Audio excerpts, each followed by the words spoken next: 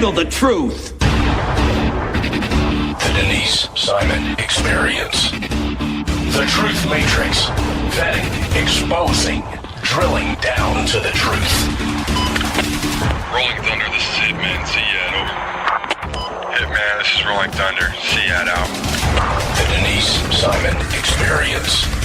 Exposing politics, lies, demagoguery, spin, fraud.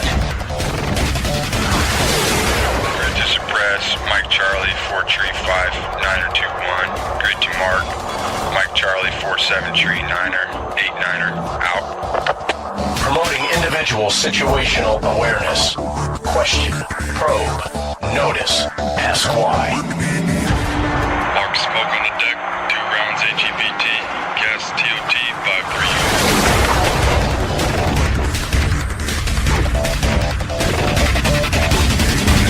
And now, the Denise Simon Experience. Thanks, ladies and gentlemen, and welcome to the Denise Simon Experience. Very happy that you could be with us.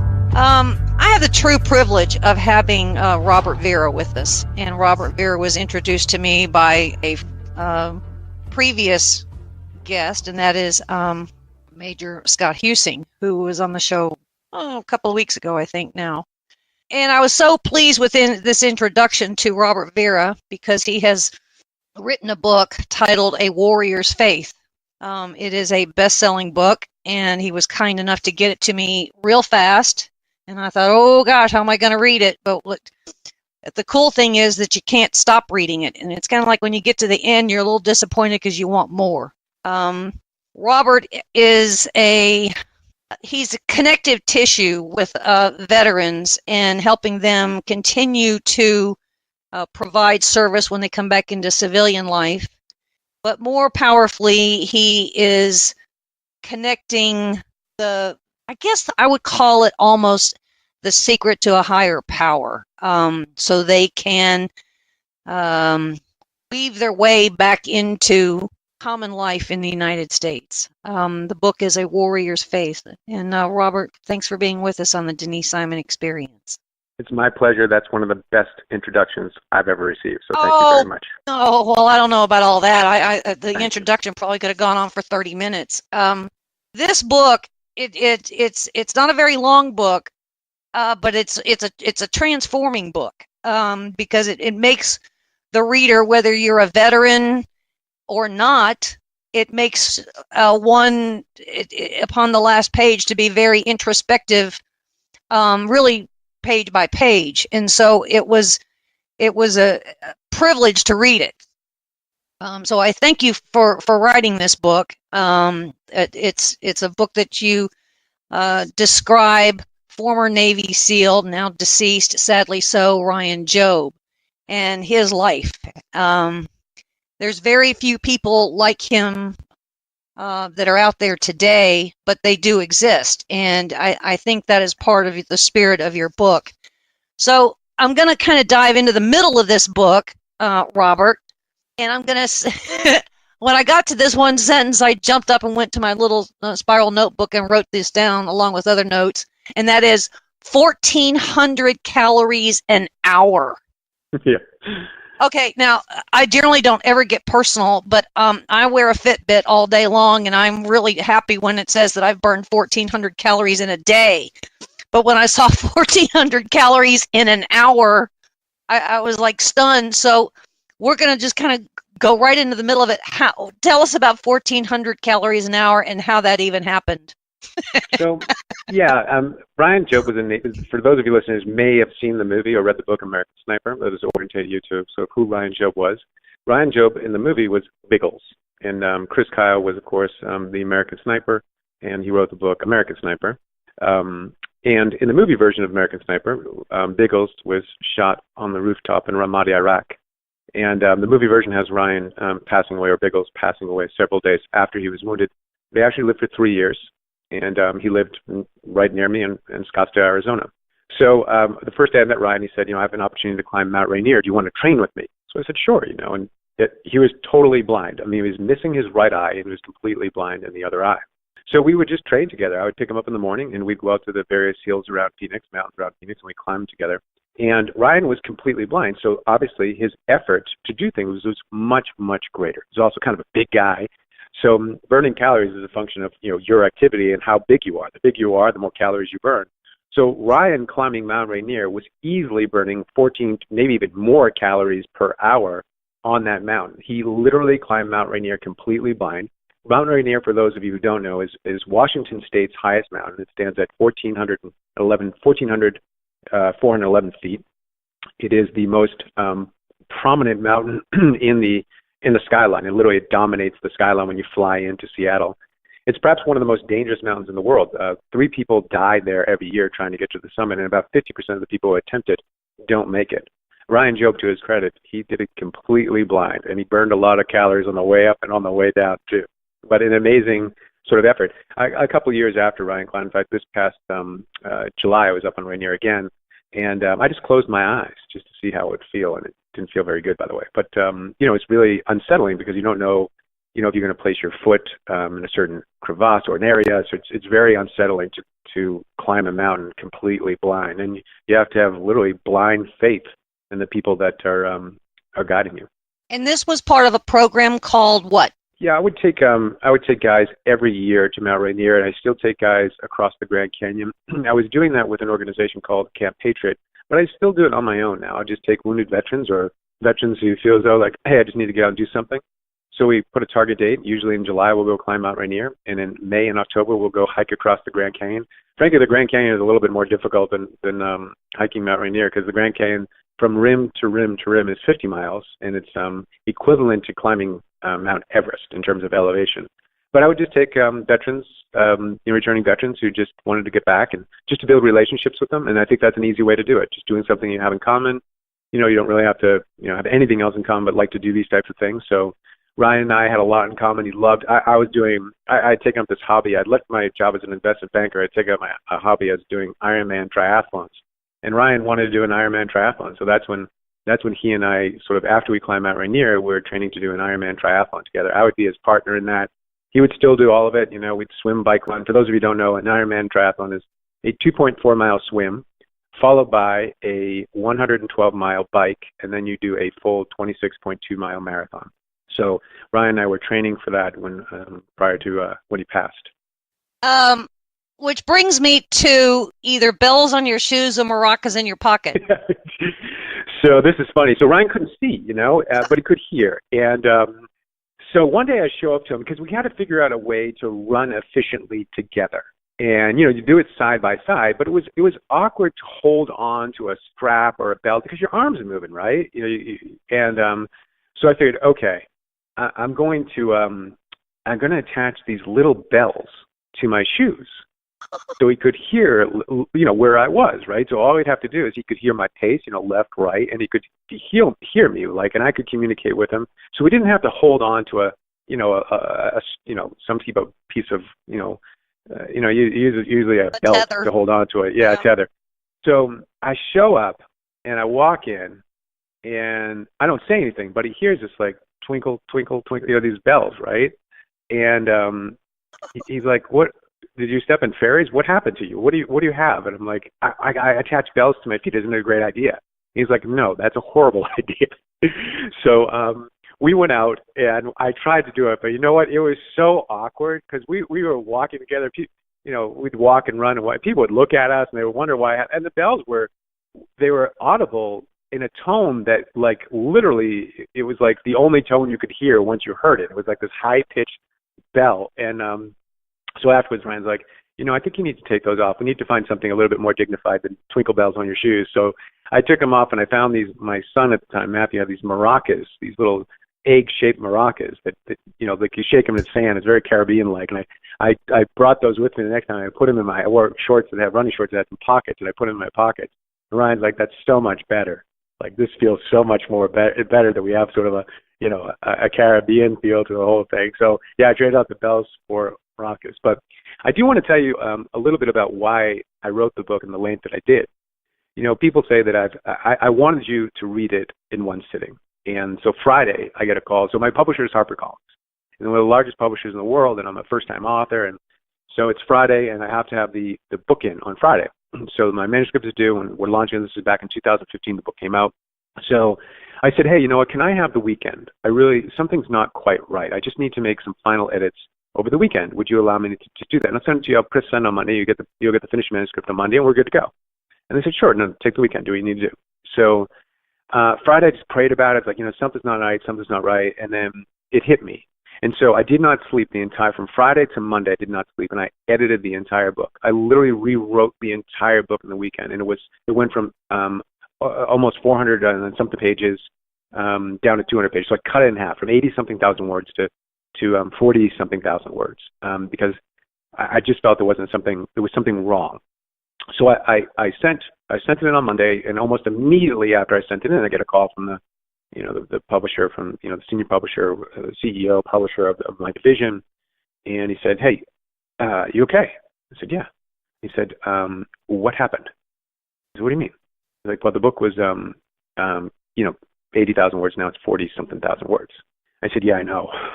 And he said, "Well, what happened?" I said, "Well, I prayed about it. I was thinking about it, and there was something wrong. What I figured out was wrong is that I couldn't describe a life cut short in more words. So I had to use less.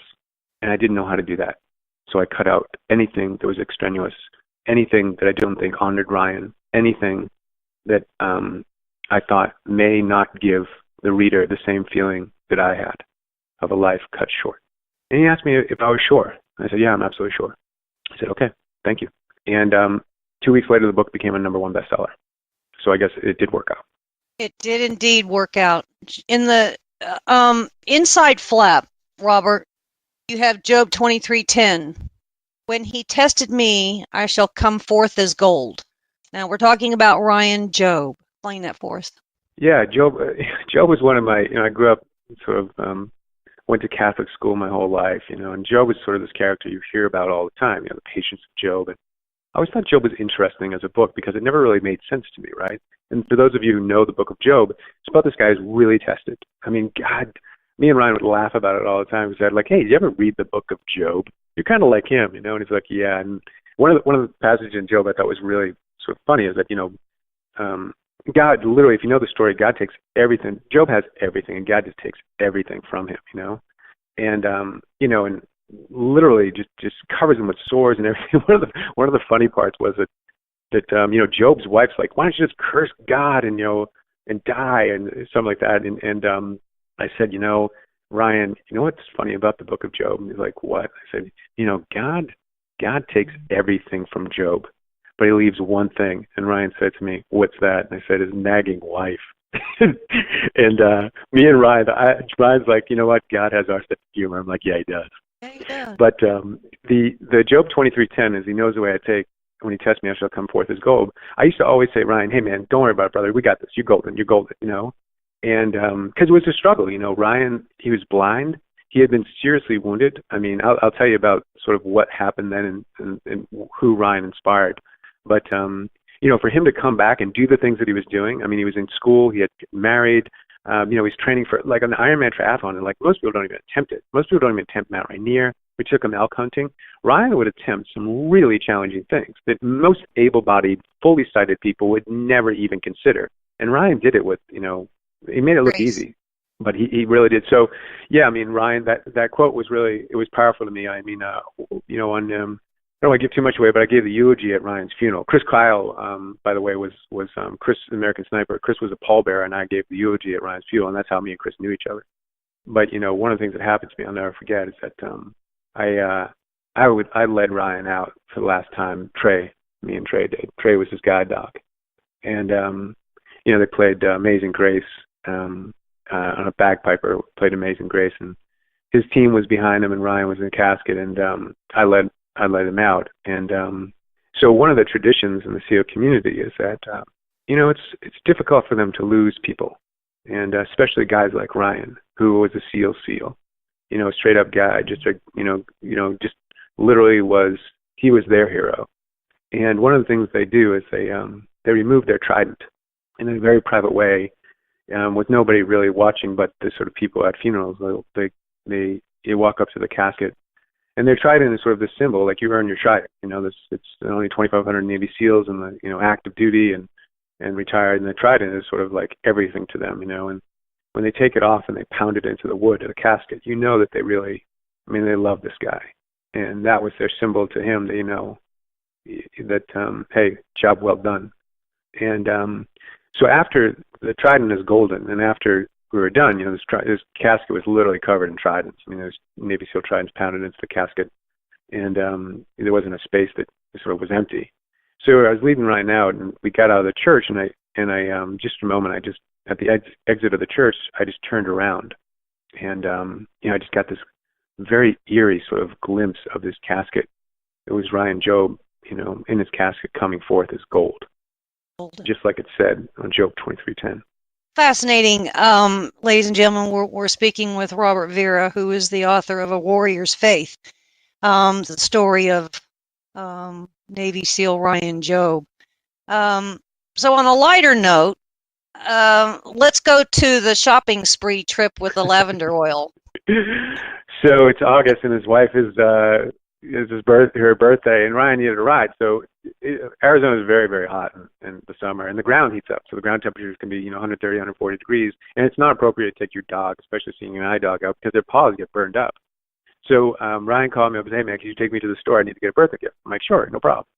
And and like men, like we shop, we got a list. Like we don't freelance from the list, we just stay in the list, right? You know what I mean? Like, we women know this. Yeah, you know what I mean? I don't get anything extra. You just send me there. I get what you want, right? So trades at home. Me and Ryan go. We get, first stop is, we get a travel neck pillow from Sharper Image, and then, and then it was just easier for me to leave Ryan because he was fully able-bodied. He didn't look like he was blind. He didn't act like he was blind. He had a prosthetic eye, and the pupil was shaped in the form of a Navy SEAL trident. Nonetheless, he didn't appear blind. People would ask me all the time, "Is your friend blind?" So it was just easier for me to put my hand on his opposite shoulder and just lead him with my hand and my voice, because we could walk at the same pace.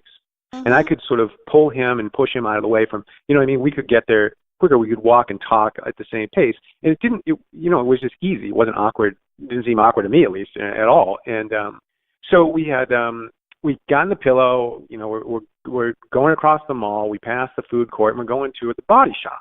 And so it's, the malls are kind of open, and we're walking towards the body shop, and I'm we're both walking. I got my arm around Ryan. I'm like, "Hey, it's right over here. We'll be there. What do you want to get to?" Wherever we're talking about, right? So I'm looking at the woman at the desk, and she's like staring at the body shop. It was the body shop, right. And I'm looking at her, and she's looking like right at me. And I was like, "Is she looking at me?" So I turn around. I'm like, "Man, this is weird, right?" And so literally, and it's an open, the storefront is open. So I'm like, "Wow, this is kind of weird. Like, was she looking at me, or is somebody behind me?" So I'm looking around. I can't figure out which. Finally, we arrive at the front desk, like where she's standing. I got my arm around Ryan, and it occurs, and she's staring right at me with a big smile. And it's 2009, right? So it was before a lot of stuff, right? And it occurs to me, I'm like, "Oh my!" And I'm about to. As soon as it occurs to me, I'm about to open my mouth is open, and I'm about to ask her where we can find the lavender massage oil. And nothing comes out. My mouth opens up and nothing comes out, and we're stopped.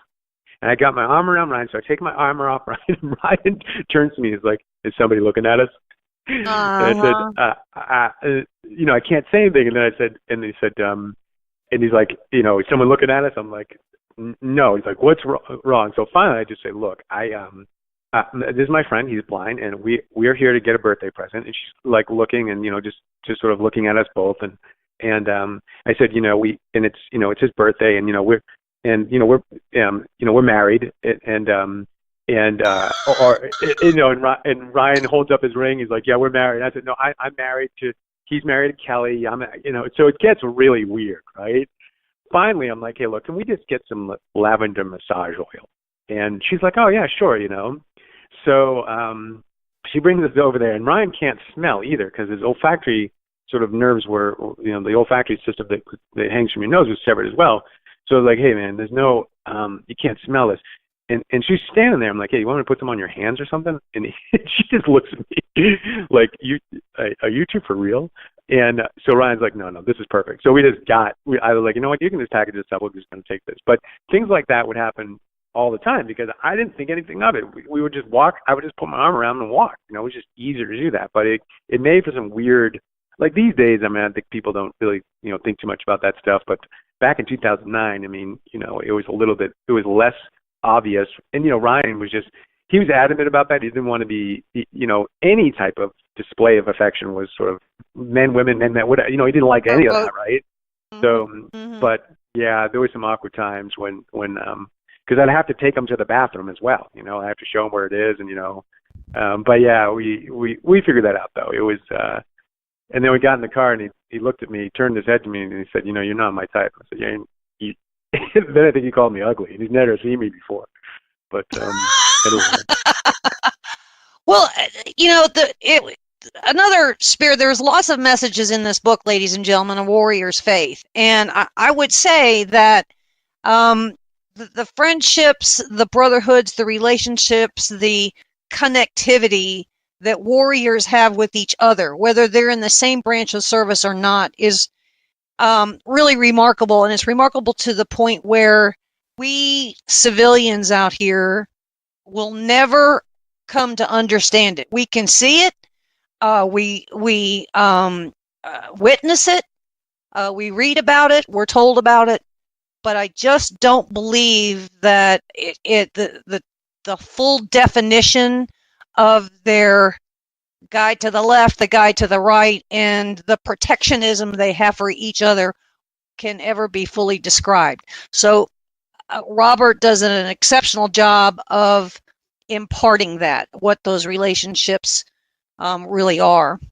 And then you, Robert, not being a veteran, also, you were adopted yourself into this society that they have with each other. And I think as a non-veteran, that was probably, because of the work that you do, I think that is probably one of the larger confirmations and affirmations and compliments that you could have. Did I say that right? Yeah, I mean, it's interesting because I think that, when guys get out, they need to, I think, your success in life is directly related to your network and, and the right relationship. So I think that, not to sound arrogant, but I think I maybe like the right relationship in life. I work hard, I've been mildly successful, I'm pretty stable, I've got, family. So I think that to be a conduit to the right relationships and a conduit to resources is important for all of us as the civilian world. I mean, they went, like I said, no one ever, raised their right hand and took an oath to defend and protect the VA. They did it for us. So, I hear people say all the time, oh, my only regret is I never served. Well, that's a presumption that you think that the only way to serve is enlisting in the military. Well, you can serve now. No one's stopping you, Like, literally, you can go serve now. There's plenty of places you can do that. There's a lot of veterans come back that would, as easy as, hey, can I help you translate your resume? Or, hey, my company's looking for people. So those things are really important. But I think the one of the things I think is really important is that we all agree, I think, that the reason why I have, I think, a good relationship with folks getting out of the military is because I think fundamentally we all agree on one very basic thing. We see effective leadership as exactly what you said, taking care of the person to the left and the right of you. It's not about authority. It's not about a title. It's about taking care of those people to the left and right of you. I think I've been successful in business and successful in other places because I'm willing to take care of those people, regardless of, hey, may not be a perfect job fit, but, it's okay. Like, we'll take care of each other. And I think in the military, you have it's trial by fire, and, the relationships are forged by fire in many cases. But there's always a willingness to take care of the guy to the left of you and take care of the guy to the right of you, regardless of, you're not trying to get ahead. You're not doing it for a promotion. You're just doing it because that's your guy. He's got you, you got him. That, to my mind, is true leadership. That's the type of leadership we lack in this country. That's the type of leadership we lack in politics. We lack in business. We lack in other community areas. That's the type of leadership that veterans bring. I understand it. I'm willing to practice it, and they are as well. So as a result, I've got an amazing community of folks that, who are veterans and non-veterans who think like that together, we are, each other's keepers. There's a term, in the SEAL community, they call it a swim buddy. And a swim buddy is this person you sort of go through sort of basic underwater demolition school with, or BUDS training. And that person is responsible for your whereabouts, your safety, and you are as well. It's vice versa. It's this reciprocal relationship. And one of the things you never do, ever do, is leave your swim buddy. And, you know, if he gets in trouble, you get in trouble. If you succeed, he succeeds. You know, that type of idea, that to me is true leadership. And you hear these other ideas of leadership, which I think are they're completely invalid. True leadership is taking... Hold that, Robert. We're going to come into a break because I do want to continue with that vein, especially with some subsequent questions that I'm going to ask of you. So, ladies and gentlemen, hang with us here, and we've got Robert on hold, and we'll be right back.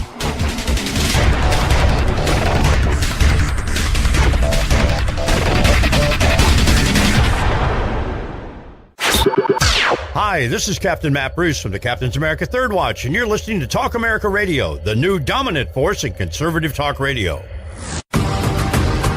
Hi, this is Donna Fiducia. And Don Newen from Cowboy Logic Radio. Ladies and gentlemen, if you don't go to sleep every night completely fatigued from trying to restore America from the destruction that is taking place, then you're simply not doing enough. Join us every Tuesday night, 9 p.m. Eastern, for Cowboy Logic Radio. Let the restoration begin.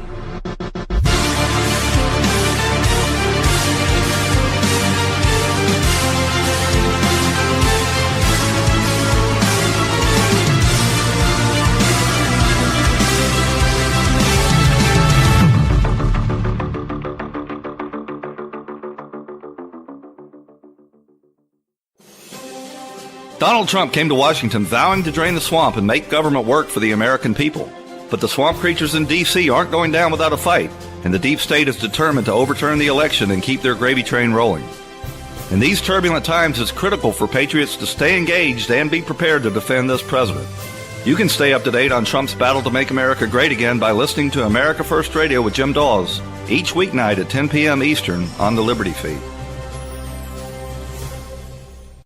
Hi, it's Mark Walters from Armed American Radio. You know, for nearly a decade, I've been educating, informing, and entertaining responsibly armed Americans. And during that time together, we've shared some ups and downs, haven't we? Trump's election saved our Supreme Court and no doubt the future of our gun rights for now. But now is not the time to lay down. The enemies of freedom are well-funded and more determined than ever. To keep up with the state of your gun rights, make sure to tune in to Armed American Radio right here on Talk America Radio, the new dominant voice in conservative talk radio.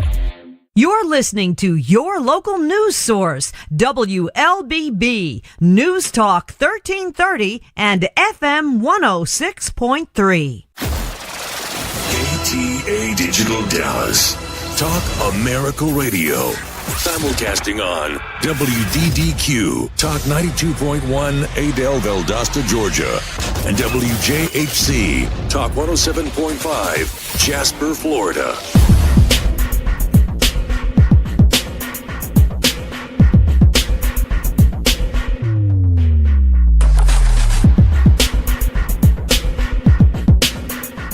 And we're back, ladies and gentlemen, with Robert Vera, the author of A Warrior's Faith, the story of Navy SEAL Ryan Jobe and the life-changing firefight and the belief system that transformed his life, and I would say many others. Robert, before we went to break, you were talking about buds and the swim buddies, because that is part of a seed that is planted. I would say this. There's a seed that's already planted in these guys, and it buds. I think that seed is nurtured and managed from buds, and I would even say in some cases boot camp from there on in. Did I say that right and kind of expand on that? Yeah, I think that, this, it may even go further back than that. I mean, we know from that many of the people who join the military, I mean, there's some reasons why folks join. And this may get too much psychobabble, but I'll get into it. And I think it's good to talk about, is that, we know there was a study in 2014 called the Adverse Childhood Experience Study. And there's 11 factors in the study.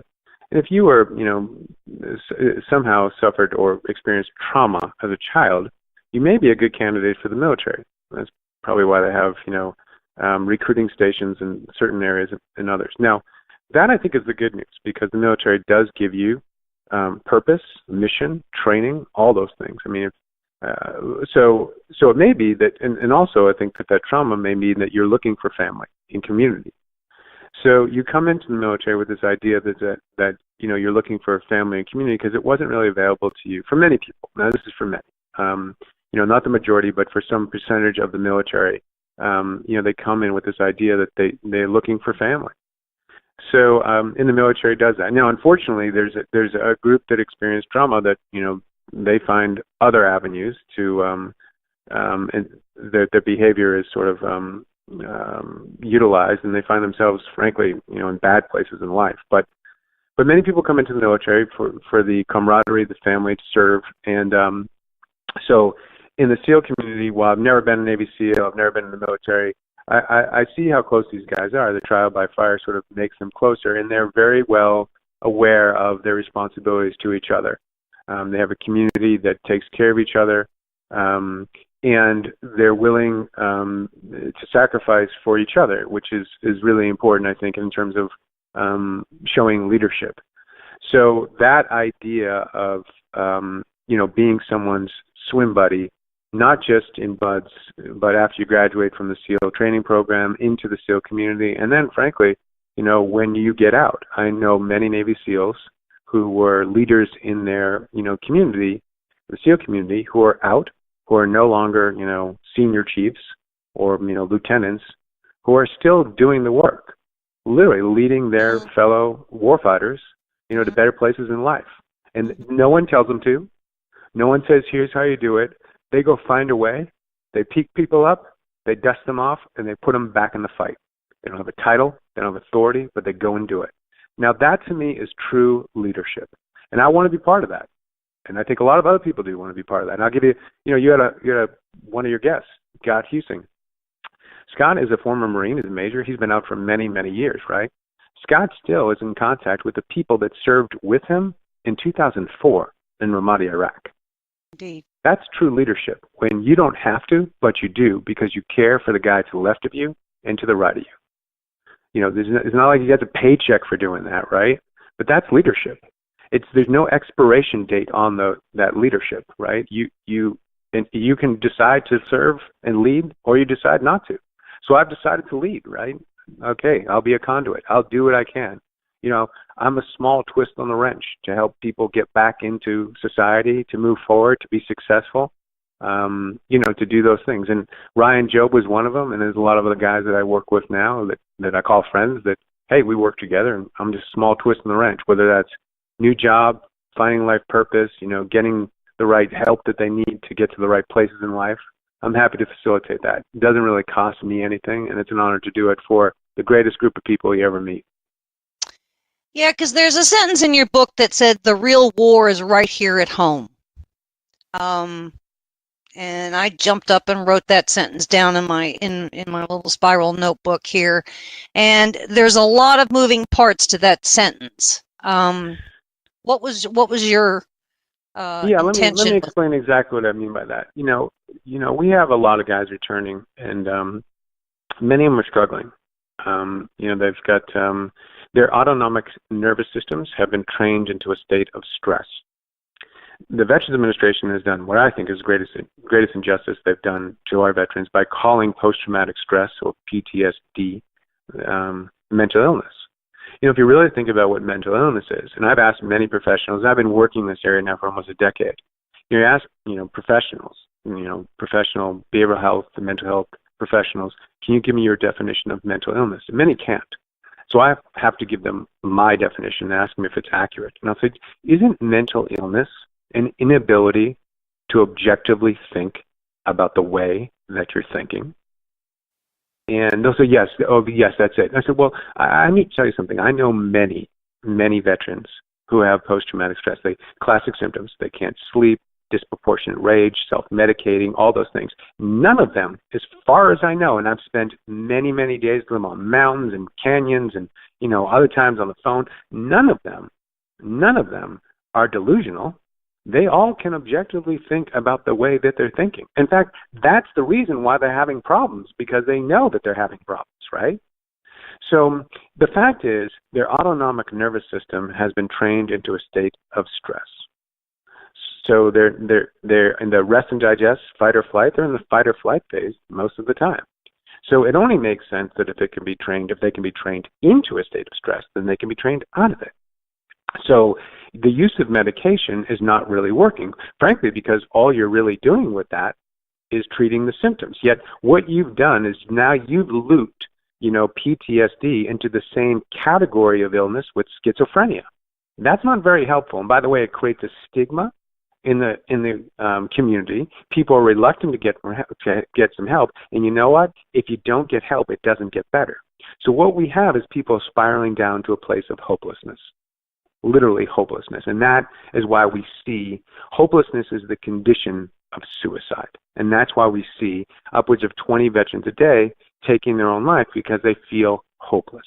Now, the reason why I stay involved in this, the reason why I'm passionate about it, is because after years of sort of being through this and going through this and knowing many people who are not here anymore, it occurred to me that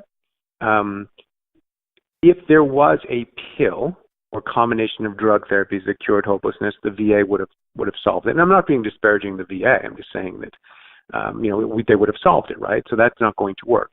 If there was, cognitive process therapy or cognitive behavioral therapy or EMDR, one of the modalities that the VA pays for and uses and delivers, if it was all those that solved or resolved the hopelessness issue, then we would not have the epidemic of suicide that we have now.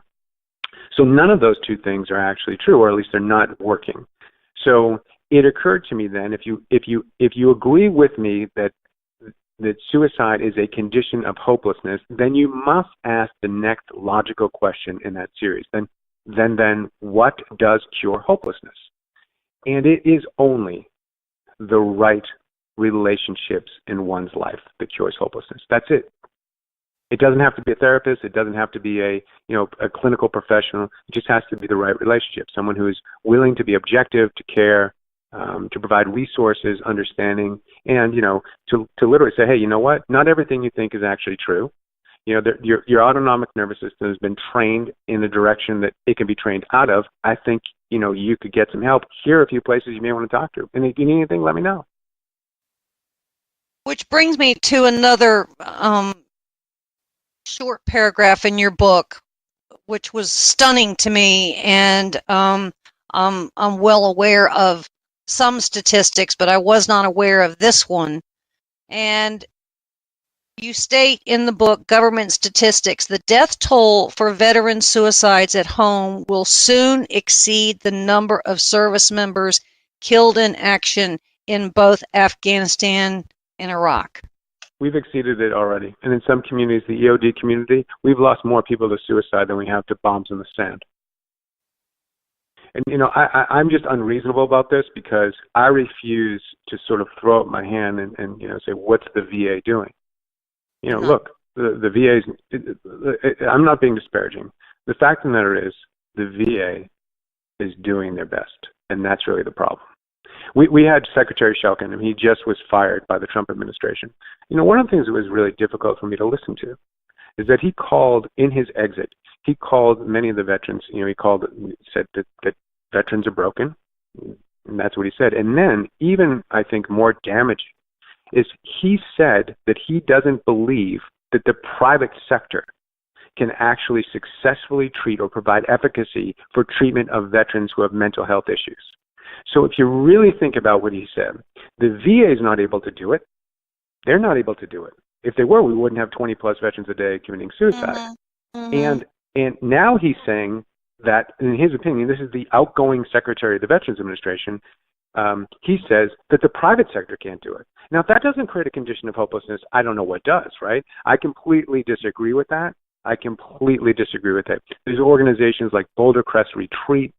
There's other organizations that are doing amazing work in this area, amazing work, and they're privately funded, funded by a grateful nation. And you know what? They are delivering absolutely amazing results for the warfighter, veteran, and first responder communities. So Secretary Shelkin's comments, to my mind, were completely irresponsible. And rightly so, he should not be in that position.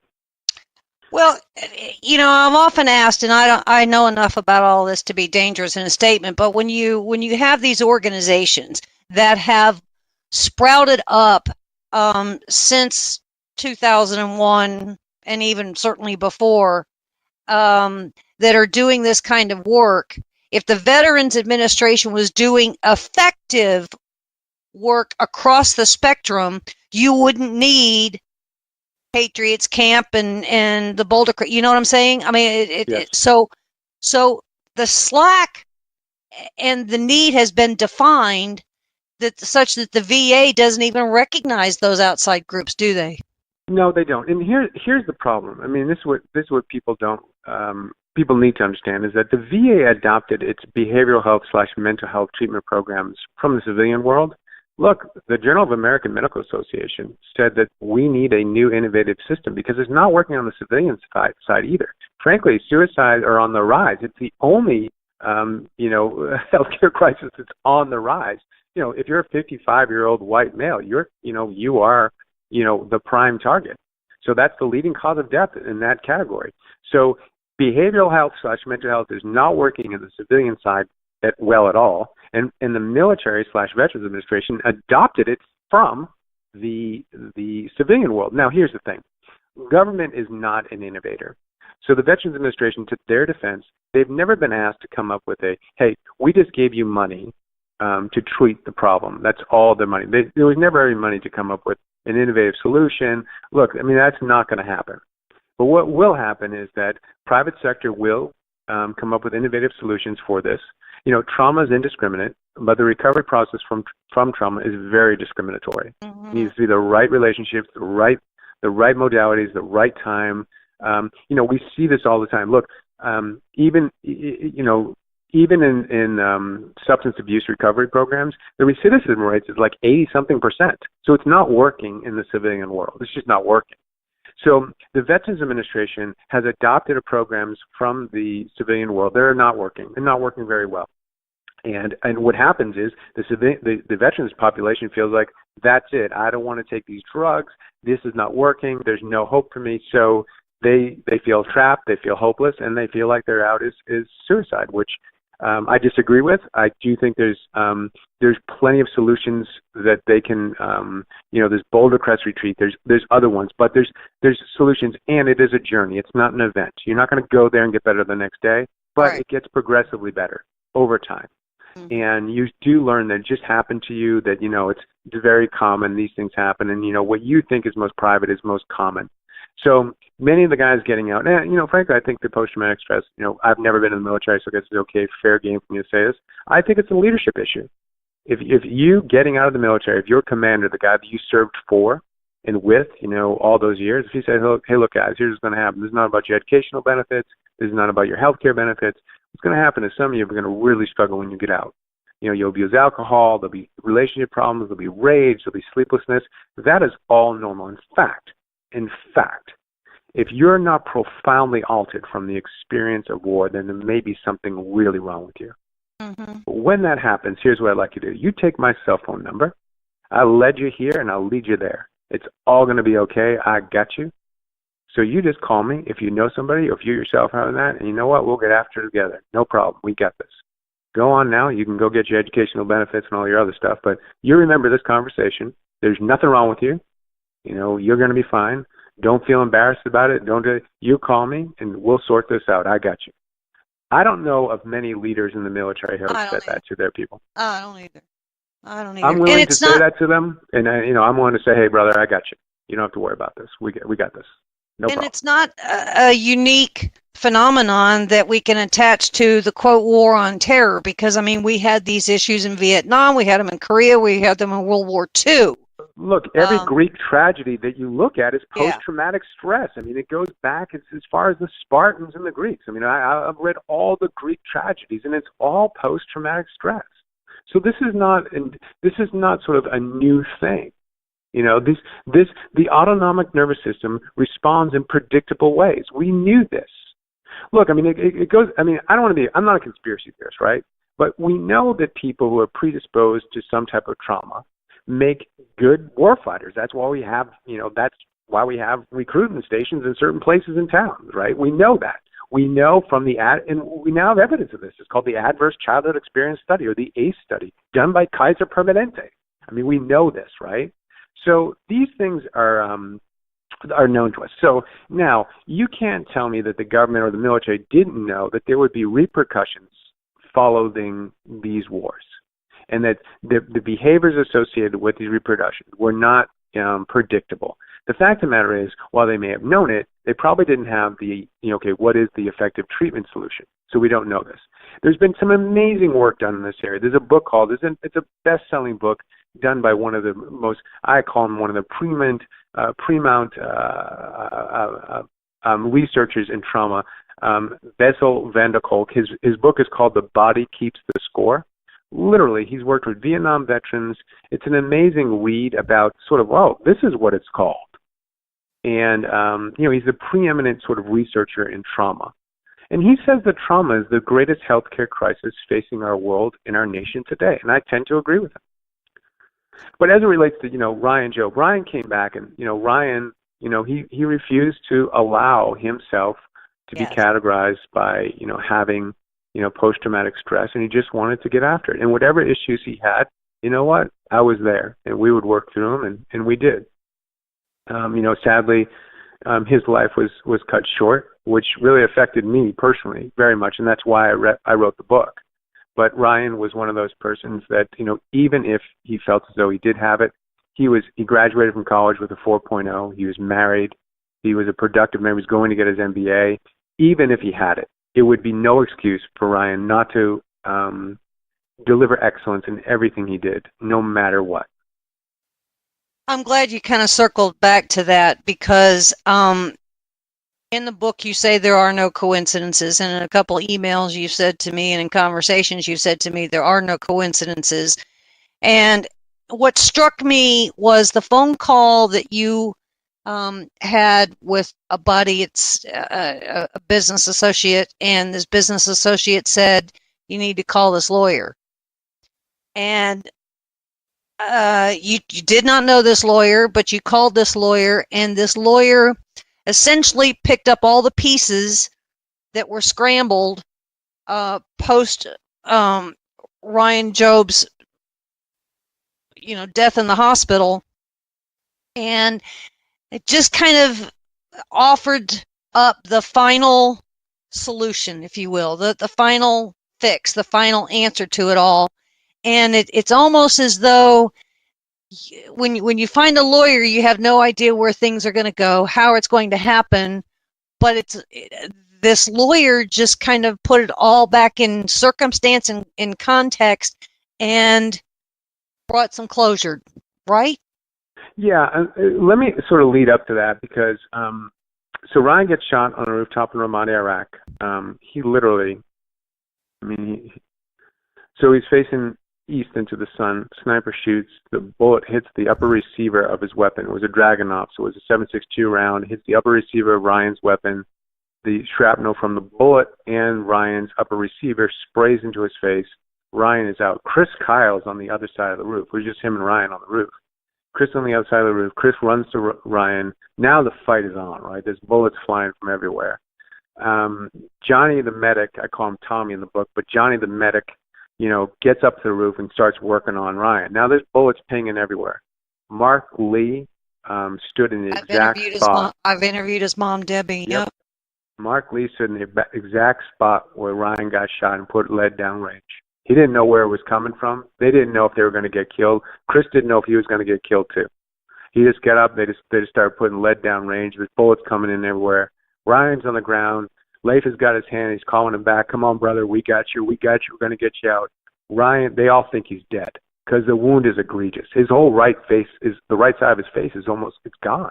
From his lip to his forehead, his eye's gone. His cheekbone is gone. He's bleeding out. It's a head wound. It's all over the place. And Johnny's working. Johnny Kim was Ryan's swim buddy in Buds. They went through everything together. He's 18 Delta medic. Johnny Kim is working on him, trying to save his life. Finally, Ryan sits up. Johnny had to say to Leif, "Sir, please let go of his hand. We got to get out of here." Leif Babin and Jocko Willink wrote the book Extreme Ownership. That was Leif and Jocko were Ryan's commander on the ground. They get Ryan. Johnny goes and brings Ryan to a medevac shop where they're supposed to treat him. Ryan, they get in a track. They drive all the way to Camp Ramadi.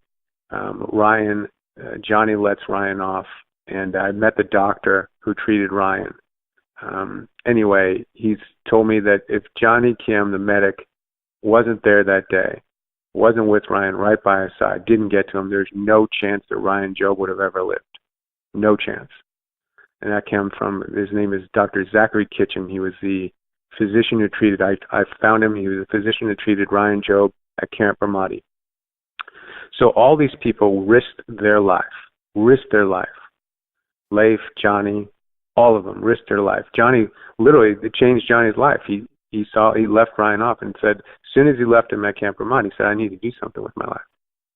Mm-hmm. So he leaves Ryan. Ryan comes back and does amazing things, comes back and he goes in for some routine surgery to repair the wounds that he received in war. They had to harvest a vein from his leg to put it in this orbital area so that blood flow could come in. So they did that. The surgery was successful. I was supposed to be there. I talked to him the night before. Next morning I go, I get a call from his wife. She's hysterical. I go pick her up with Ryan's mom. I drive to as quick as I can to the hospital. I get there and the hospital staff is waiting out front. And right then I knew Ryan Jobe was dead. So well, don't give away too much more because I want that to be a very compelling part for the audience here and for the readers. So let me tell you who Ryan influenced. All right, you got 2 minutes. So Johnny, the medic, says that. So I talked to Johnny afterwards, and Johnny said I got to do something. So me and Johnny talk at Ryan's funeral, keep in touch. I'm friends with Johnny. So Johnny goes back and finishes undergraduate while he's in Iraq. He finishes partially while he's in Iraq online on his I think 3rd or 4th deployment, and then partially at home in San Diego. He does very well. He decides that he wants to go to medical school. So he applies to medical schools and he gets into Harvard. In 2016, Johnny Kim, 2017 actually, he graduated from Harvard Medical School. This is the medic who treated Ryan. So after graduating, Johnny called me and said, I need to do something more. And Johnny's a United States Navy SEAL. He's a petty officer. He's now a Harvard-trained physician. I said, Johnny, you need to do more. Well, I understand your parents must be so disappointed in you. And he said, no, I need to do more. So he said, I need to, I want to serve. So Johnny applies to NASA. Johnny Kim was accepted as a NASA astronaut. Amazing. He's a flight surgeon. And he's in training right now because of Ryan Jobe. That's how many people in the depths of what who the character of Ryan Jobe was and how he inspired people. He was a guy who just would not give up. Thanks for being with us, Robert Vera. And please, ladies and gentlemen, go get the book, A Warrior's Faith. It's a compelling read. I've already told 2 people to go get it. And Robert, please come back. It's been a distinct pleasure having you with us. It's my pleasure. And thank you for all who are listening, who served and whose family served. Very grateful on behalf of myself and my family. Thank you.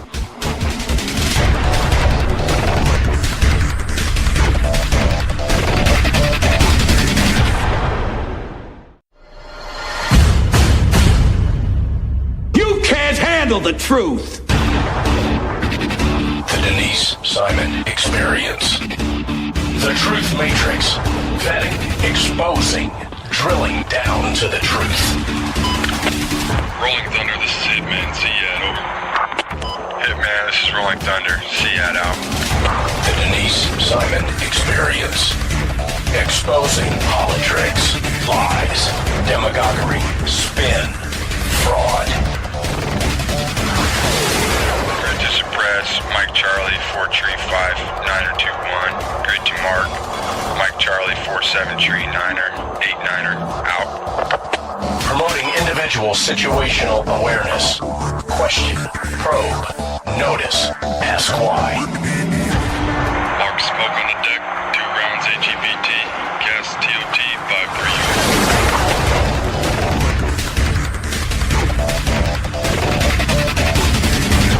And now, the Denise Simon Experience. Thanks, ladies and gentlemen, for hanging with us here on the Denise Simon Experience. I have a real buddy here. We've been having an interesting conversation offline about Disney. Anyway, Tim Snowball is with us, and the old boy is kind of tired because he had a wild weekend. But we're going to talk about a case that Pacific Legal is representing. It's not the first time that we've talked about occupational licensing on the Denise Simon Experience, but there seems to be an awful lot of stupidness, abuse, and everything else that's going on with occupational licensing, which I would argue is really hurting entrepreneurship. So Tim Snowball, one of the stellar lawyers over there at Pacific Legal, is with us to talk about poor old Mr. Dan Taylor. So thanks, Tim, for being with us on the Denise Simon Experience. Denise, thanks so much for having me back. I really appreciate it. I enjoyed our conversation last time, so hopefully we'll have equally stimulating. We need to revisit that 10-part series too. So I absolutely would love time. to. Okay, cool. Finally Good answer. Up. Good answer.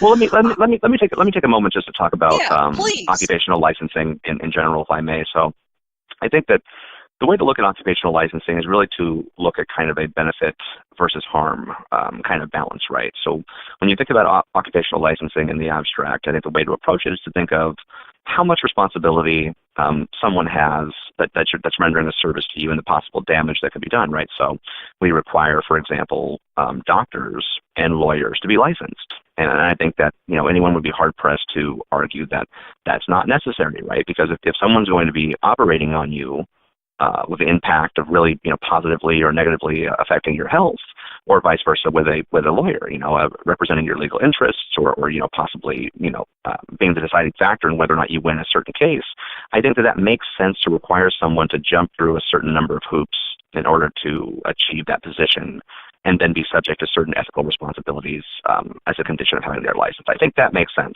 What you wind up seeing more generally, though, in the past 30 years is an explosion of occupational licensing across the United States. Everything from being someone who is works on your lawn to selling certain foods like food trucks to any number of things that you can imagine being licensed. Really, that I would argue have no business being licensed. And I really, when you look at it, on the one hand, like I had said, occupational licensing are supposed to work to make sure that individuals have a certain bit of training or a certain minimal competence in order to enter a profession. But what you actually, the dynamic that you observe as you dig into this is these licenses regimes are passed as a barrier to entry for people. That is to say, those people who already hold licenses, their individual licenses become more valuable the more that they can restrict people from entering into the same market. And really I think that goes against kind of the spirit of entrepreneurship that the United States was founded on, but also just, the fact that we have a mixed market economy here. And really there's no better cure for, curing individual poverty than giving people the tools to improve their own position in life. And I think one of the ways you do that is you make it easier for people to be entrepreneurs and to enter their chosen profession. Well said. And, I understand, when it comes to doctors, you're board certified, but that's among your peers. Right. And, if you're a teacher, I would necessarily understand that too, to make sure that they have the educational diplomas and whatnot to be a teacher. And then when it comes to other things like electrical, so those people know what they're doing. I mean, there's a certain sense of public safety in all of this. But we've got right. Federal agencies, and then we've got state agencies that kind of use the federal agencies as a springboard. So we got the EPA, we've got the FDA, and then we got the consumer protection boards. And right. So this is all kind of a trifecta of stupidness when you have to have a flower arranger that is licensed. Right. And I think that to your point, I mean, it's hard enough as it is to really take the initiative to start a business or to kind of be an entrepreneur, in the United States. Think of you have to decide what you want to do. Try to come up with an idea that no one's ever come up with before, or corner a certain market, secure the funding to go into business. And you would think that the best way to kind of encourage that initiative would be to kind of minimize the hoops that someone has to jump through or the regulations that someone has to comply with in order to get their business up and running. But what you actually see is the exact opposite. I mean, I've heard stories of people who try to, open like a corner liquor store or a hair salon that have just stacks and stacks and stacks of paperwork they have to fill out, to the point where, you have to hire a lawyer to go through and to figure out what all this paperwork means, and to make sure you're checking all the boxes just to be able to run your business. I'll give you two examples. One was from a case, I believe it was in the mid-2000s, called St. Joseph's Abbey. So what had happened down in Louisiana was you had a group of Catholic monks who had, as a means of funding their activities of charity and whatnot, just running their monastery, they had started making caskets. And when I say caskets, I mean affordable caskets, wooden boxes, basically, for people who don't want to spend, or don't have the money to spend $10,000, $15,000 on an ornate casket to bury their loved one. They were offering a simple, affordable alternative. Well, what of course did you have happen? You had the local funeral industry be up in arms when the monks started making money, and all of a sudden they step in and convince the local licensing board, oh, well, they're practicing our trade here, and so they should all be required to have licenses and have to go through embalming classes and secure all these certifications and all this. And the monk said, we're just building wooden boxes. We're not involved in anything having to do with mortuary services, right? And that was a case that I believe went all the way up to appellate level federal court, and the monks actually won that case. Yay. And it's one of several cases where the courts have been convinced that economic protectionism is not a valid exercise of government power, a valid government interest, right? But there have been all kinds of other cases having to do with, I don't know, with what is called with hair cutting or cosmetology or whatnot, with African hair braiding. Right, essentially African hair braiding, I guess, is a style of hair braiding that's generational, that has been passed on from people coming to the United States from overseas, right? And it's this style of braiding African American hair into different styles and whatnot. And so people had decided, oh, well, like this has been passed on from our family for generations, and people seem to enjoy this. Let's open a business. Let's open some businesses, and we'll have an African hair braiding salon. Well, of course, the local cosmetology boards and salons didn't like that, so they come in and go, oh, let's try to impose licensing requirements on these hair braiders and make them go jump through all the hoops to get their cosmetology licenses. Meanwhile, the substance of the cosmetology courses are sanitation and this and cutting hair and all these different things that have absolutely nothing to do with African hair braiding. And so I believe that case is being challenged now in the Eighth Circuit, a case along those same lines. But I think that those two examples just go to show that, you've got, sometimes this incestuous kind of relationship between, special interests and the government coming in and trying to kind of combine forces, combine powers to really come down hard on the individual entrepreneur. And that's something that, we at the Pacific Legal Foundation oppose, but I would imagine that any entrepreneurs anywhere would find to be abhorrent. In the case of Mr. Poor Dan Taylor here in Melbourne, Florida, this guy is has had a long career in fitting people with hearing aids. And correct. Yeah. Mm-hmm. What is particularly interesting here on this case is that the state of Florida is actually applying old technology that isn't even used anymore in order for him to comply. And it's dumb.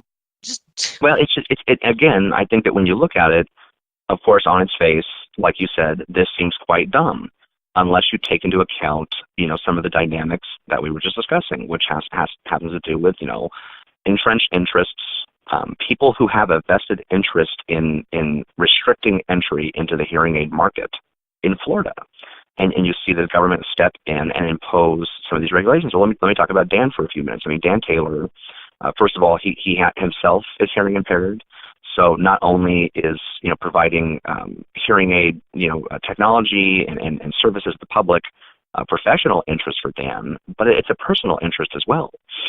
But he was a what's called a hearing aid specialist, in air quotes, because he had this required license for 30 years. And so, Dan spent 30 years jumping through these hoops until, he finally, realized and decided last year, kind of, enough is enough. How much unneeded regulation and kind of stuff can be imposed on people before someone decides, to fight back, and that's what Dan has done. And so, there's a few issues with the regulations applied to hearing aids down there in Florida. I mean, first of all, in the abstract, generally, I think the estimates are something like 30 million to 60 million people in the United States that could benefit from hearing aid technology, and for whatever reason they don't have access to it, whether it be the high costs or the fact that you have to go to these pseudo-doctor specialists unnecessarily in order to get the hearing aid that you need. But for whatever reason, it's a major national problem, not just in Florida, but across the entire country.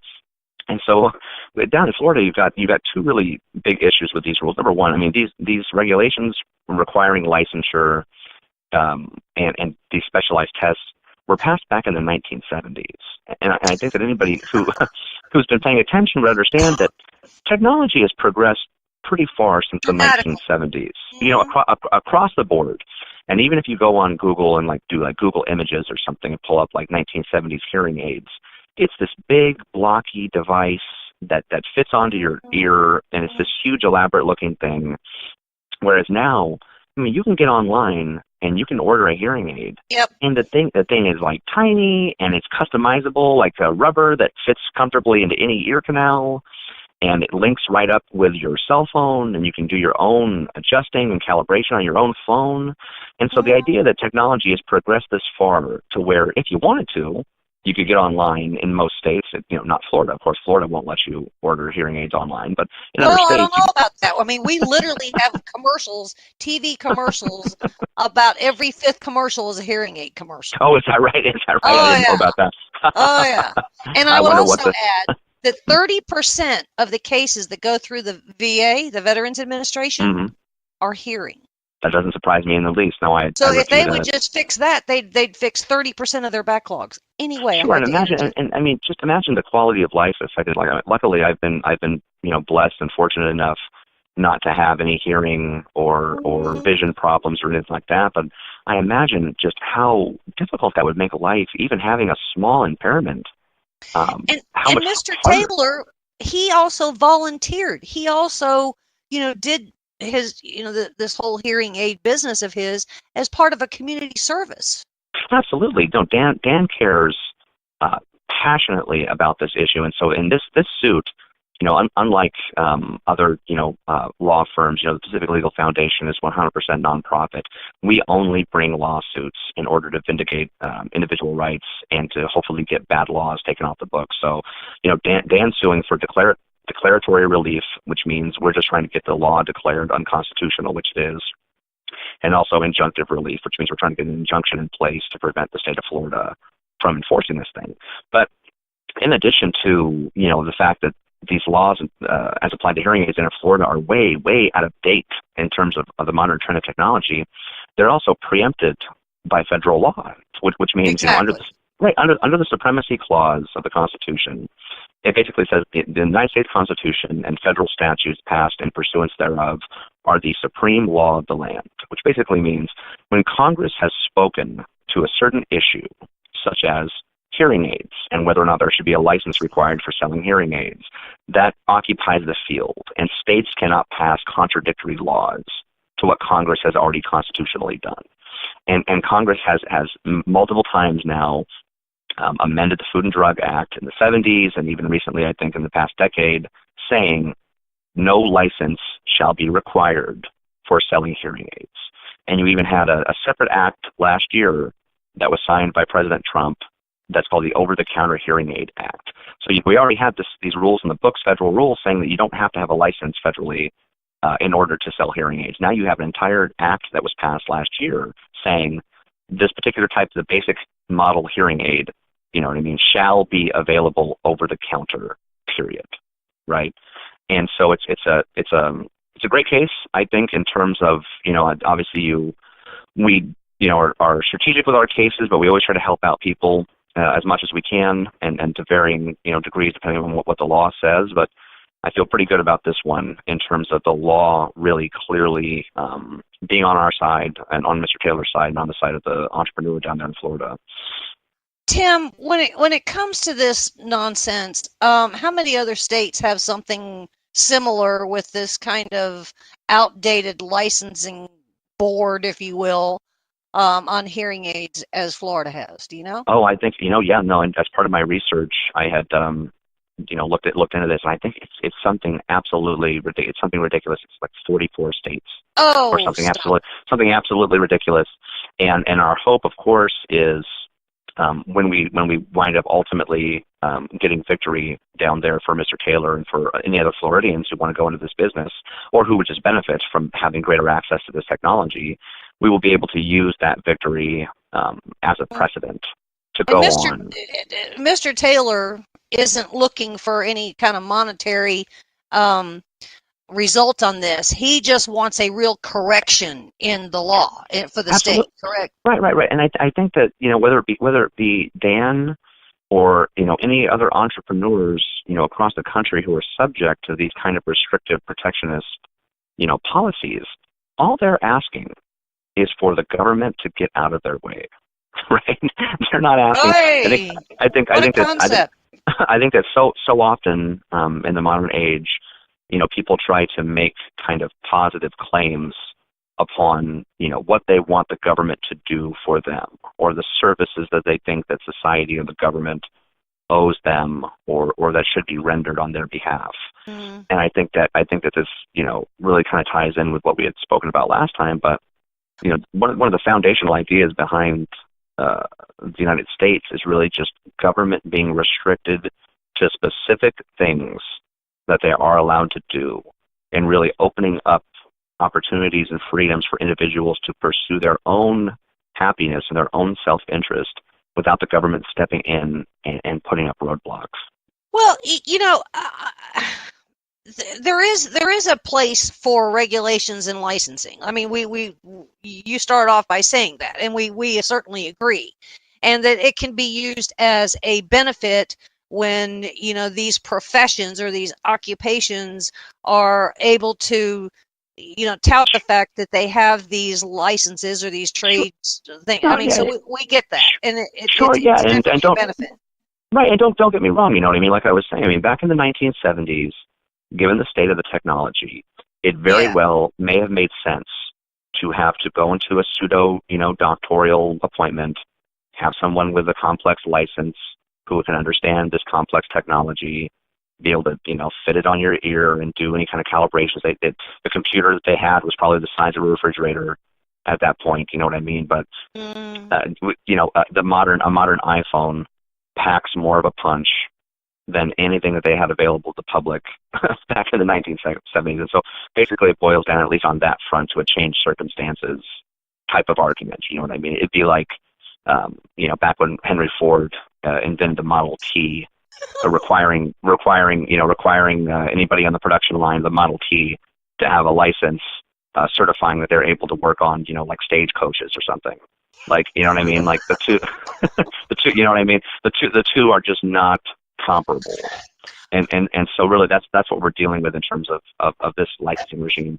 And that, like I said, we have two separate arguments. One is a changed circumstances argument. The other one is even more clear cut, which is just, we have federal law on the books regulating this industry, and there's no licensing requirement, period. And so, and there are some professions out there. There are some occupations or some manufacturing that, are an industry, and they can be self-regulating. And it's kind of like they set the standards, and you comply to that. And just, it doesn't always have to be government. I mean, competition, I think is the best thing out there to make everybody stay on their toes. And so if you do it at the industry level and keep government out of it, it changes the whole dynamic, right? Oh, sure. And I think that, people always who don't study economics or don't know kind of the basic stuff about how market economies work, we'll talk about Adam Smith and the invisible hand, or we just let everything go. The invisible hand will handle everything. Well, that's kind of an oversimplification of what Smith was talking about, which is basically what you're talking about, the fact that there is some truth to it, though, yeah. Yeah, well, there's a great deal of truth. I think there's a great deal of truth to many things that become parodies for people who don't understand what they're talking about, right? But exactly what you're talking about in terms of competition and individual self-interest is a self-regulating kind of system, right? It's what I think Hayek called spontaneous order, right? A society, civil society, in terms of business and economics, it can be a self-regulating endeavor. And I'll give you an example. So I went to eat a couple of weeks ago at a pizza place over here in Sacramento, where I live with my girlfriend. We went out to pizza, and I remember we walked up, and the pizza place, this downtown over here, just had a line out the door. And she had gone online even beforehand, before we even went there. She went online onto Yelp and was reading reviews of people who had eaten there. And they'd have a rating system and all of this. And so before we even decided to go there, we already had a pretty good idea generally of how the business, was operating, and the quality of the service and the quality of the food. And we go up, and the place is right next door to this Chinese restaurant, right? And the Chinese restaurant is just empty, right? And but at the same time, I kind of stood there for a moment looking at the two businesses, and I went, here we have, two businesses that are in the same kind of busy downtown district. It was a Friday night or something when people generally go out to eat. And I said, I see one business that's booming and one business that appears to be struggling, right? And without knowing anything, without even looking up anything about the other restaurant, that the market has decided that one is offering a more quality service or a more affordable price or just a more enjoyable experience. And I would say, Yelp, Emily's List, I mean, whether you agree with something, there's all these other kind of media watchdog kind of operations that are also part of the checks and balances too. So, whether industry is self-regulated, that's one thing, but then you've got others out there that are, pinging them and saying, well, this happened, this hotel, or, this travel agency, or this cruise, or, that's really what it gets to when it comes to these occupational licensing cartels and what's going on. Yeah, what's going on down in Florida with the Board of Hearing Aid Specialists, right? Now look at it like this. Let's say tomorrow, we could wave a magic wand and all of the antiquated, out-of-date protectionist hearing aid laws down there in Florida will wipe off the books. We just snap our fingers and make it happen. Very quickly, as you do when you open up markets, you will see entrepreneurs come into that market and start selling hearing aids. Yep. And not only will hearing aid technology improve, because that's generally what happens when you take the handcuffs off people who are trying to develop technology, but you're going to see the price go down. So you'll see the technology improve, the price go down, and more people go into the market, right? But what's going to happen to the people who have been doing the same thing the same way for 30 years, enjoying the benefits of having a restricted license? All of a sudden, they're going to have all kinds of competition that they haven't had to deal with. They have not had to deal with before, and a good number of them will probably go out of business. Well, Tim, good luck with this, and thanks for your time in explaining all of this. We love the work that Pacific Legal does, and come back again soon because we want to talk about your blog series too. So thanks for your time, and ladies and gentlemen, stay with us. There's more coming your way.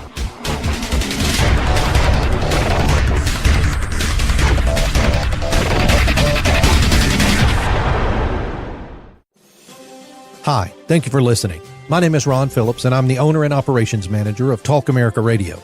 It is with great pride that I offer you this 24/7 stream of some of the finest talk radio programming in the country, but I need your support. We are a listener-supported network. That means we need your help to continue to offer the quality programming you're hearing right now. If you're able, please visit talkamericaradio.us and click the Support Us button. Your donation will go a long way in helping us continue to share the American voice. Thank you.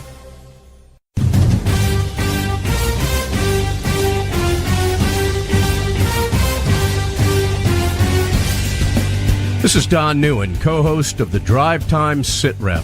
Join me as I call into my intel analyst, Denise Simon, for my daily situation report, or SITREP, the Drive Time SITREP. Check talkamericaradio.us for more information and showtimes.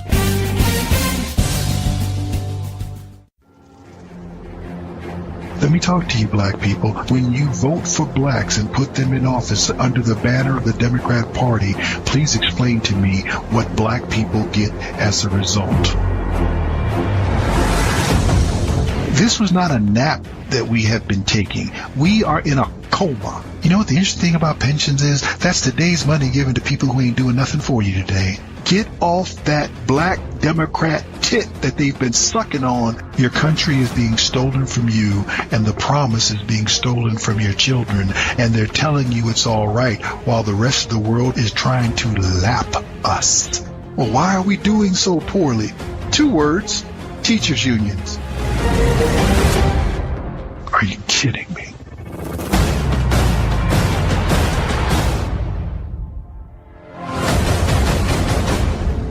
Black Man Thinking, Monday nights, 9 p.m.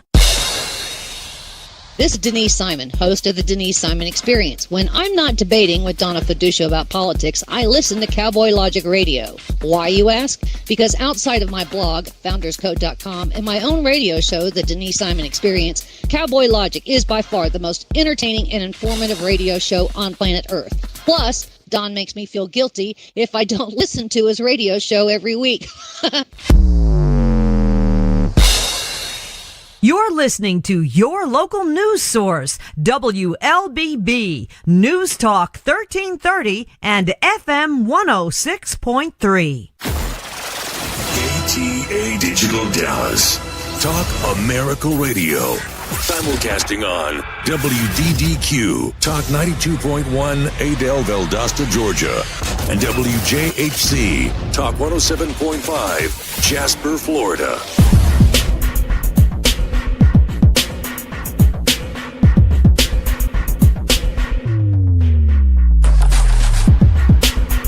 Thanks, ladies and gentlemen, for hanging with us here on the Denise Simon Experience. Well, we're going to really change the topic now. We're going to travel to the other end of the world. We're going to travel on over to Syria, you know, the place that nobody really wants to talk about. So I've got an old buddy here. Sam Faddis is with us. He hasn't been on in a while.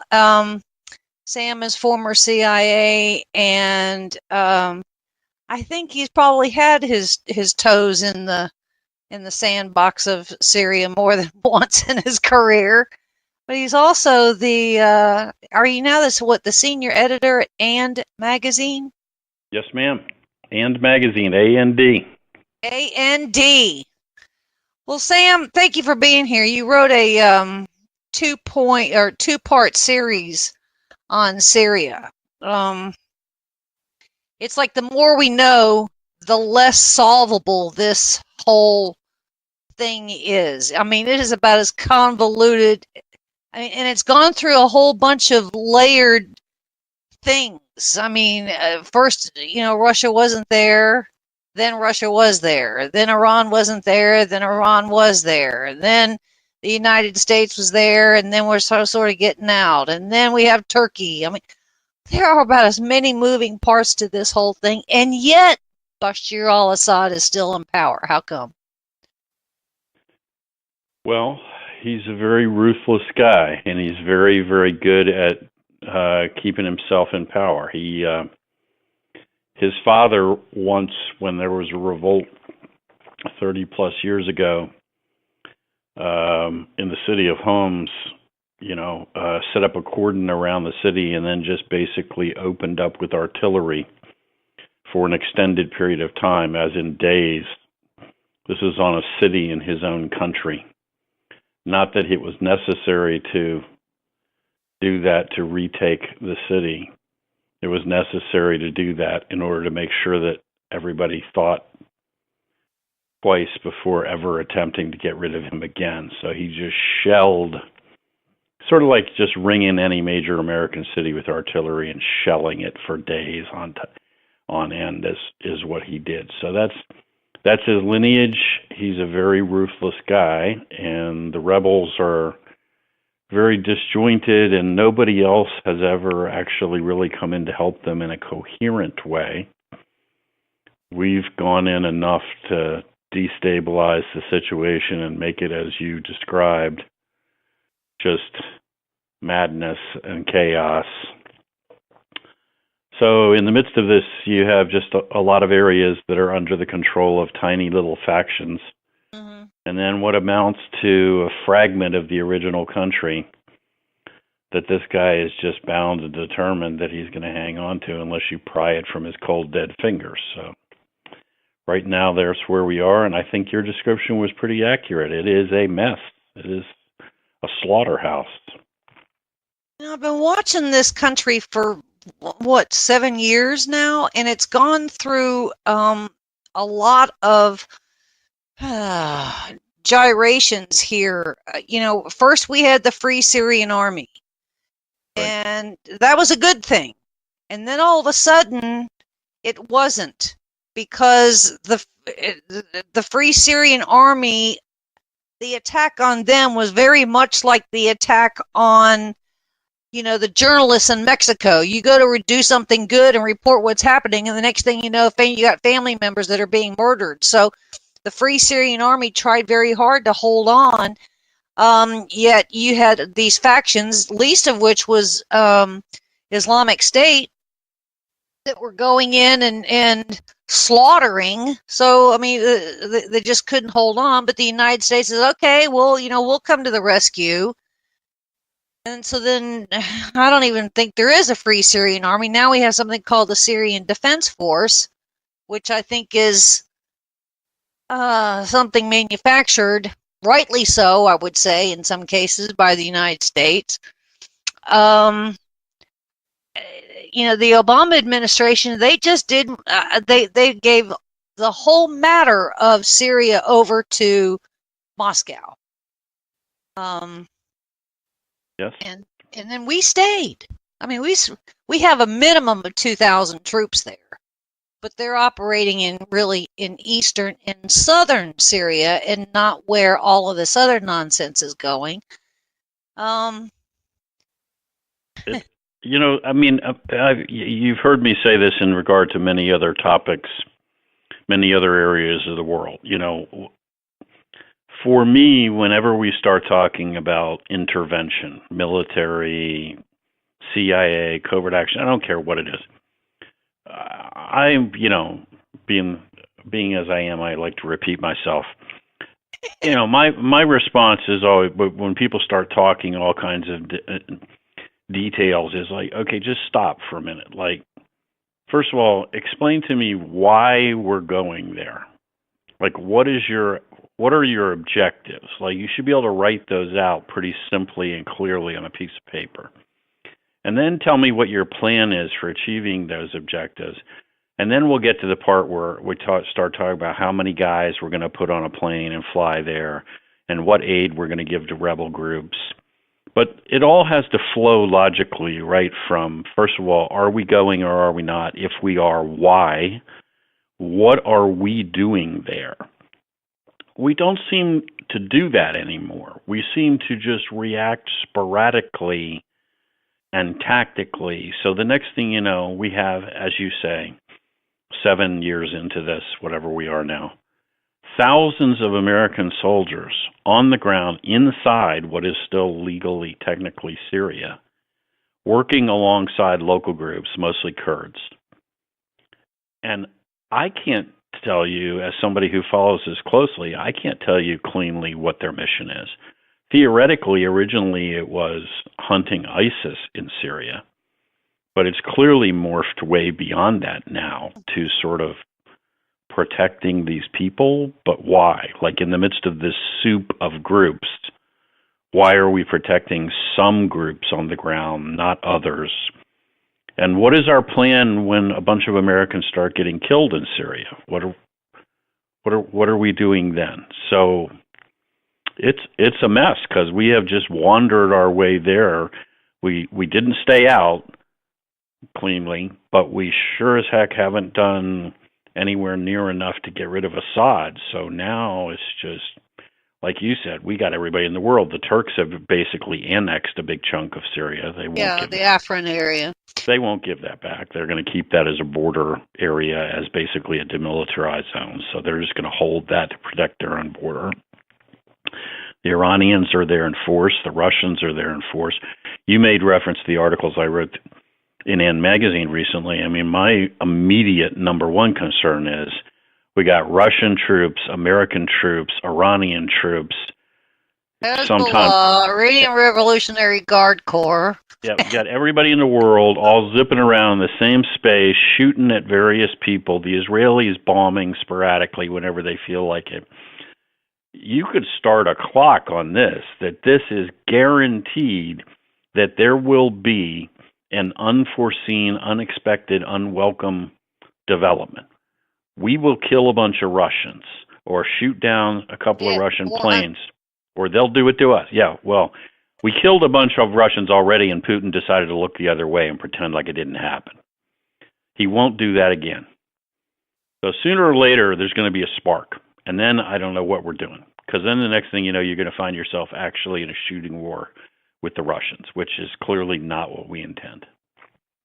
Well, you are a weapons of mass destruction expert at CIA. And so we keep hearing that Iraq's weapons of mass destruction were all transferred to Syria. True or false? It is not true to my knowledge, and I have some pretty detailed knowledge. Okay. All right. I didn't think so either. But, you know, these things kind of keep regurgitating. I want to kind of get that one out of the way. Yes, ma'am. Now, we keep hearing we are in Syria, we are doing this and we're doing that because of national security. And yet, we don't know how broad that definition really is. However, when you go to press some of these people, we have to protect under, agreements or, some kind of memorandums of understanding. Israel, which then, looks over at the Golan Heights. I would say that in a lot of cases, Israel can protect Israel. Jordan. I don't know what we're doing in Lebanon, because that's right there too. I mean, Lebanon, let's face it, the entire government is Hezbollah. Absolutely. And then we have Turkey, which is a NATO country, so we have to be kind of friendly to them. We have got more Syrians out of the country than are in the country. We're sending over humanitarian aid that it's a crapshoot whether that's even getting where it's supposed to get. Then there was a commitment made by the State Department that we're going to offer up, $200 million, I think was the number, in an effort to rebuild Syria, and that has been suspended with the termination of Rex Tillerson, which I think is a good thing personally. Right. But nobody talks about the fact that through all of these cities, Aleppo, Idlib, Homs, Hama, doing go town by town, city by city, that you have these rich Iranians that have been going in there and buying up this destroyed real estate, because on the backside, they're getting it now for pennies on the dollar, because on the backside, Iran's going to own this thing, right? Well, as you noted earlier, the Iranians, via Hezbollah, effectively already own the entire nation of Lebanon. It is no longer a country with a terrorist group, Hezbollah, exerting power inside. It's effectively the nation state of Hezbollah wrapped in the Lebanese flag. So we've allowed that to happen. We were worried about the caliphate with ISIS. Apparently, we're not worried about the fact that Hezbollah has its own country. Syria is rapidly being transformed into the next almost province of Iran. It is a client state of Iran. And if they win this, if this war ends the way it appears to be going to end, ultimately grind out to Assad still standing, it'll be Assad surrounding by Iranian Revolutionary Guard Corps guys and Shia militia, who are Hezbollah clones. and you will have Lebanon and Syria as client states of Tehran. And by the way, Iraq is rapidly going the same direction. Same way. So we are, as we have been just devoid of any strategic vision and focused on one objective, which is hunting ISIS, the Iranians are pulling off just a massive strategic coup. It's a disaster. It's a foreign policy disaster on a scale that I'm not sure we've seen before. And I don't see a plan right now to deal with it. I see sporadic tactical movements, bomb some chemical weapons facilities. I don't. Yes, sure. Yeah, afterward. And I'm all for stopping people from using chemical weapons, but I mean, it is a routine tactic of the Russians and the Syrians in Syria to identify hospitals to which wounded fighters have been taken and bomb the entire hospital to the ground. That apparently doesn't shock us. But a guy getting gassed to death, Exactly. we have to And respond to. You can kill who you want, just don't use chemical weapons to do it. Blow them up, torture them, shoot them, wound them, and then kill them in their beds. We won't do anything. But if he died from sarin gas, then my God, we're going to respond. Although we're not really going to respond enough to make you really feel the consequences. We're just going to kind of respond and then go away, and your capability overall is not going to be significantly diminished. So this is back to what I mean about, like, I don't know. Tell me what the plan is, because I don't see a plan. I see a mess, and it's getting worse. And the more foreign troops that flood in there, the more we are just risking having this be one of these places that starts a much bigger war. It's another Afghanistan. Well, I mean, the analogy I used in the article I wrote the other day was to an even worse situation, the First World War, which started, in an obscure country in the Balkans over a regional dispute, and the next thing you know, half the world is shooting at the other half. And, Vladimir, if we kill another sizable number of Russians, Vladimir Putin will not look the other way again, like when we killed several hundred guys a few weeks ago. And who knows how long it is till the Iranians respond to one of these Israeli strikes by targeting directly Israeli soil. Like, they send in an armed drone or aircraft into Israeli airspace, killing Israelis on Israeli soil, and then the Israelis will take the gloves off and there will be bullets flying everywhere. You were CIA, so I'm sure that, people at CIA are assigned to Syria. And then, of course, that discussion doesn't begin and end with Syria. It's got to, obviously have other countries involved, as we just mentioned, many of them. And then you've got the Pentagon, and they're having discussions on Syria. Are they having the same discussions, Sam, or are they having different discussions and they're not even intersecting? Well, I don't think it's that they don't intersect at all, but I think what is absent here is leadership at the policy level to give us a plan, right? I mean, I was in the military, my brother's career military, my son was a Marine, my dad's career military. I'm all about the United States military. But the military implements policy. And CIA advises, but ultimately, folks at the top, at the level of the National Security Advisor and so forth, and the Secretary of State have to formulate a plan, and based on what matters to us, not, our national interest. And then and based on that plan and that strategy, then we start figuring things out, like where we're dropping bombs and where we're firing missiles. And it is that absence of that policy direction that I think you feel. Obama just basically didn't want to engage with anything because he wanted to pretend like the world was a nice, kind, fluffy place. So he was just absent. I don't yet feel, since the new administration has come to power, that we have somebody grabbing a hold of our national security strategy and telling us what that plan is. I mean, you could make a completely rational case that would say,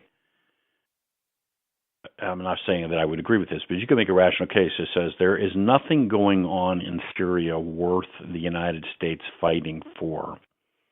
We're going to stay the hell out. That would at least be a rational policy statement and a strategy you could implement. Too bad there are a lot of bad things happening in the world. We're not intervening.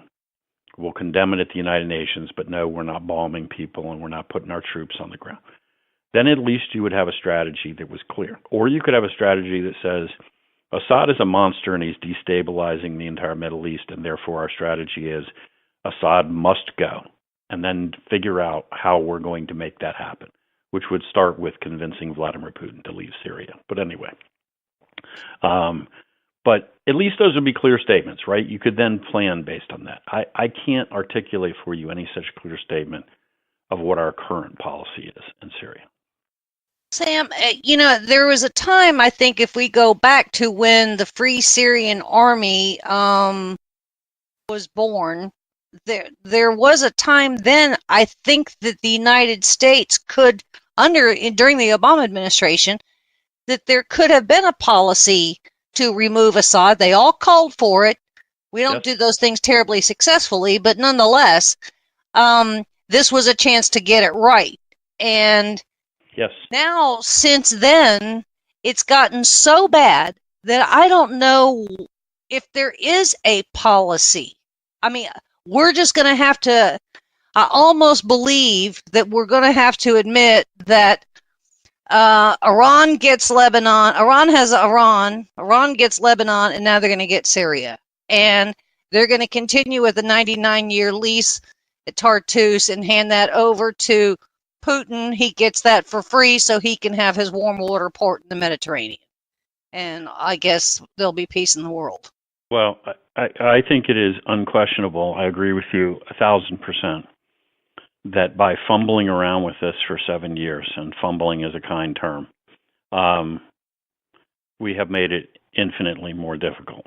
That early on in this thing, serious sustained support for the rebels would have taken Assad down.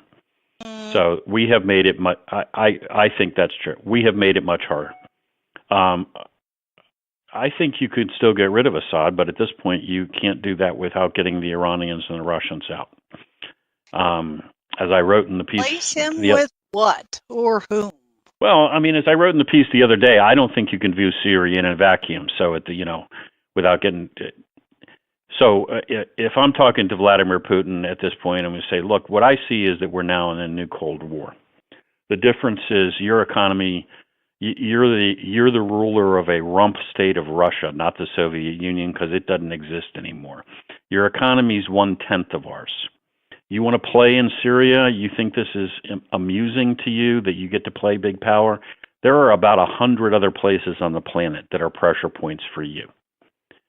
So let's go explore all of those. Let's talk about the fact that the line of confrontation between NATO and your country is now 400 miles east of where it used to be, that Finland is now joining NATO. The Ukrainians have a long shopping list of weapons they want. I guess I should dust off that list again. Let's work down the list of all the things that Vladimir Putin really dreads we do and find out if he's still really all that psyched about being in Syria. The Iranians, hey, I guess the deal goes away. Sanctions come back. I guess you don't have any money. I guess you don't bank. I guess you don't sell your oil on the world stage. Let's find out about how excited you are about exporting revolution when you can't feed your people. Mm-hmm. But this is a hardball game that has to be played way beyond the boundaries of Syria. Correct. If that's what you want to do. It can't be solved by 2,000 guys sitting in the middle of the desert. So I think those are potentially productive courses of action, but they, again, require a strategy, and then they require a policy that's enforced as a nation coherently. And we're sure as heck not doing that right now. And meanwhile, we haven't solved Libya. We haven't solved Iraq. We're watching Peru. We're watching the Philippines. You see what I'm saying? I mean, we're just watching country after country. Yeah, look, Iraq, we touched on this very briefly. In the very near future, the Iranians and their surrogates in Iraq, because they have, 120,000 guys under arms in Shia militia in Iraq that are all basically Hezbollah clones and work for the Iranian Revolutionary Guard Corps. At some point in the very near future, we're going to be formally told by these people. We've already kind of had some warning shots. We're going to be formally told, it's time for you to go home. We are going to be told to get out of Iraq. Mm-hmm. And then when we don't, the next thing you know, you're going to find that we have Shia militia, as we did during the Civil War, killing our people in Iraq again. That the guys that we just supposedly lined up with us against ISIS are now going to be killing our boys and girls in Iraq again because the Iranians want us out because they intend to turn it into a client state of Tehran. I mean, and if you know what our plan is for avoiding that, then you know something that I don't know, because we keep apparently believing that the Baghdad government is just going to act as it should and turn out to be friends with us.